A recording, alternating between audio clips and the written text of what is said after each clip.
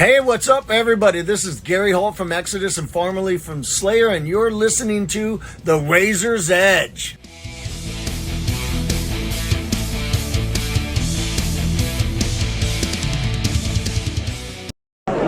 You're listening to The Razor's Edge. My name's Matt and I am at DesertFest, London with Goblinsmoker.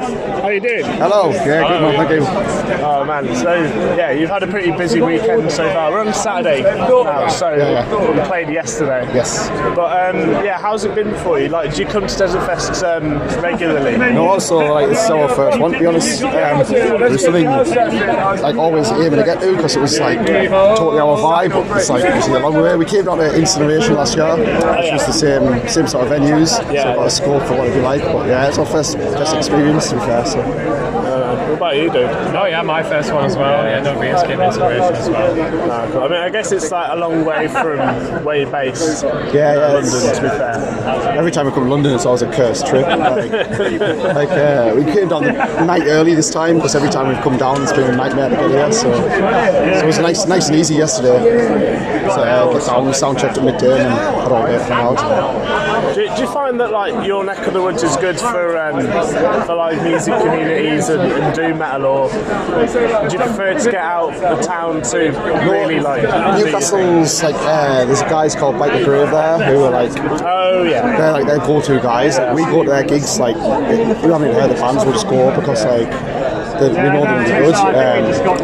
Is that the I Hate God gig? Yeah, they do a festival once a year, like which they were saying to us to lose money on, but they just do it for like it's their end of year good time kind of vibe.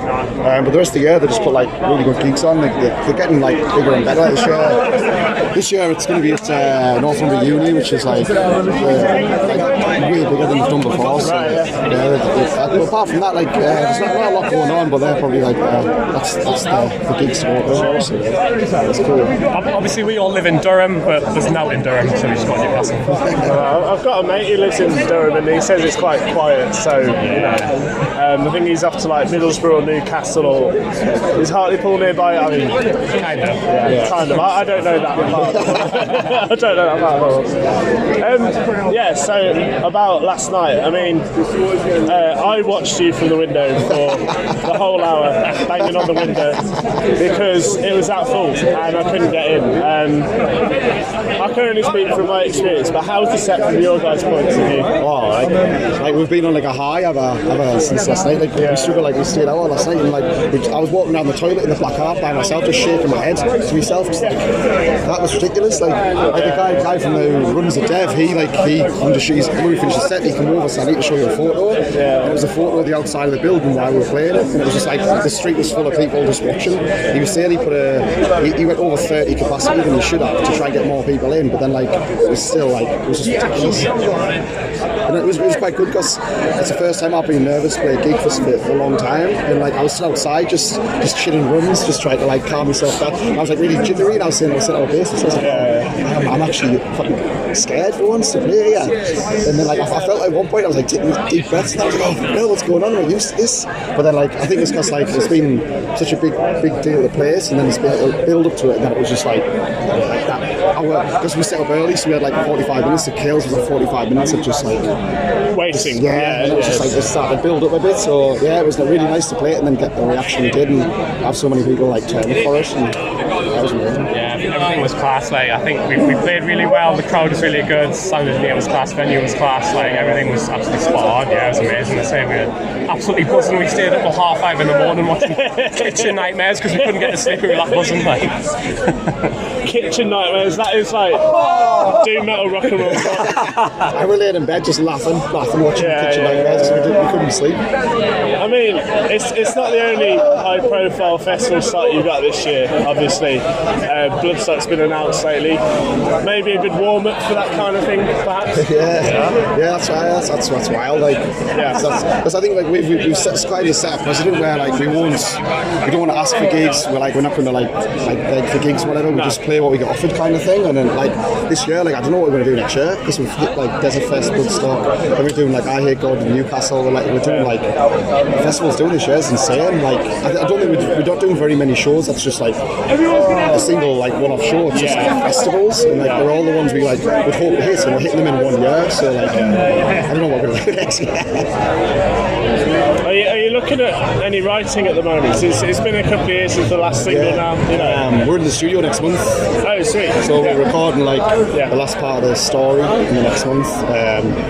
So yeah, we're gonna. So hopefully, like we're already starting, then we get a bounce off that as well, and we'll get some more stuff coming from that as well. So yeah. To be fair, man, like, I think one of the most interesting things about Goblinsmoker is the lore around it. Like, you know, as presumably Adam, you're the one writing that. Is that as important as the music and lyrics to you personally?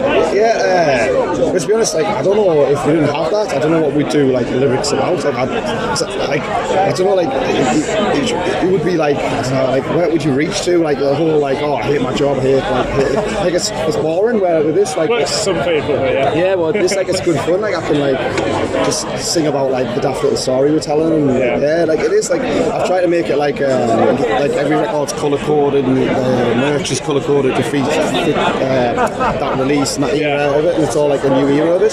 So like it's super important because it's kind of the whole package. Like we've had guys who write like tabletop game books reach out and use the character from the Tolkien character and stuff like that.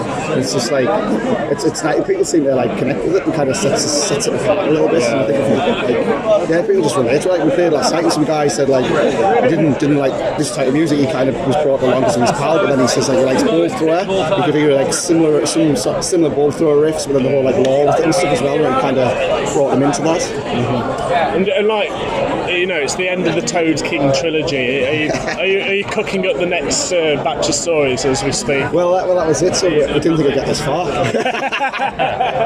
So yeah, no, it was like so I think we'll keep the vibe on. So I think the way it's going to go, he's spoilers, but he does get killed at the end of this one. But then I didn't want to hear that. Then I think we're gonna you can keep the story going where there's an underground resistance still loyal to him. Because he's killed by his own kind, but then you have an underground resistance that keep him going, keep the story going. It's like it's a whole world we flesh out and play around with. That's cool. Well, how did you all start on your instruments? Like, have you been playing a long time and Goblinsmoker's kind of come along, or what? I was in a band since I was 16, so it was we played Rage and Speedhorn obviously yesterday.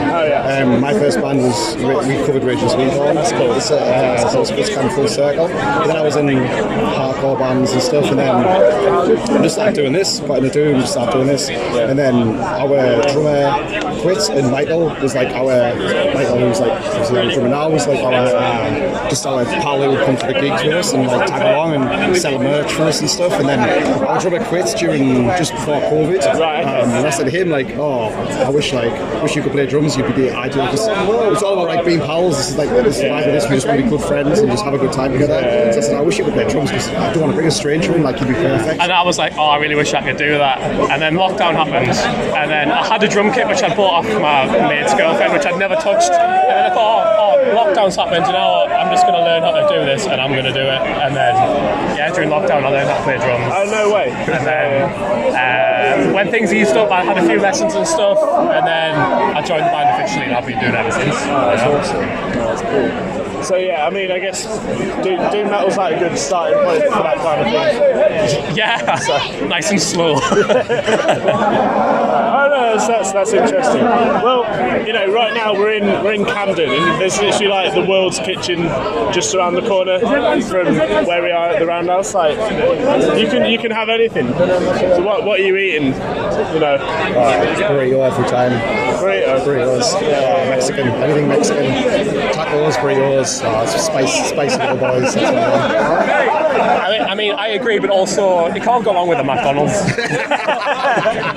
All the way to Camden Market for McDonald's. I like it. Guys, thank you for your time. It's been good to officially have an interview after knowing you for a couple of years. But this has been Goblinsmoker at DesertFest for the Razor's Edge.